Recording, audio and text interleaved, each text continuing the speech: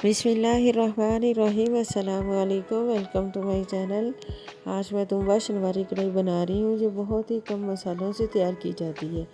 इसे बहुत पसंद किया जाता है। आइए इसे बनाना शुरू करते हैं।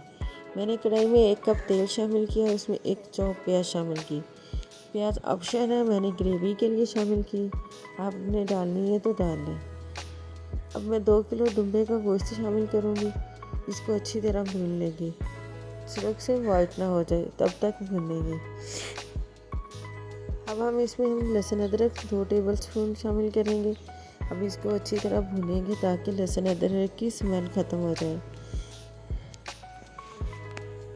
अच्छी तरह भून लें।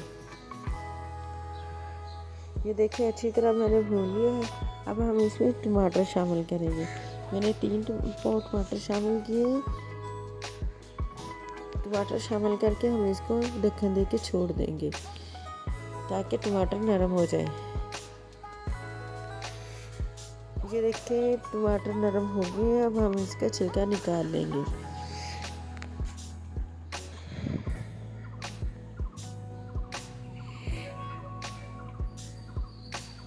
अब हम इसे इसी पानी में अच्छी तरह पकाएंगे ताकि गोश्त हमारा पक जाए।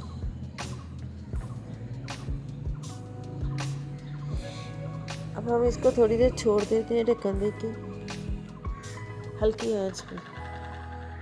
ये देखिए हमारा इसी पानी में गोश्त काफ़ी सारा गल गया है। अब हम 1 टीस्पून नमक और 1 टीस्पून काली मिर्च शामिल करेंगे।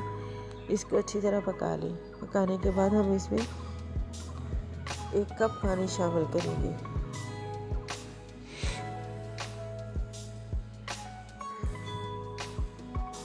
पानी शामिल करके हम इसको हल्की आंच पर पकाएंगे ताकि हमारा गोश्त गल जाए।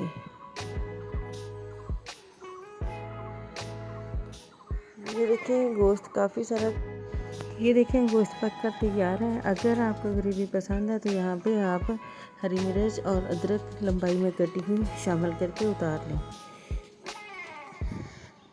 ये इतनी मज़े की बनी है और इतनी आसान है, यकीन करें आप बनाएंगे तो आपको पता चल जाएगा। खुद भी एंजॉय करें, मेहमानों को एंजॉय करें, दावत में बनाएं।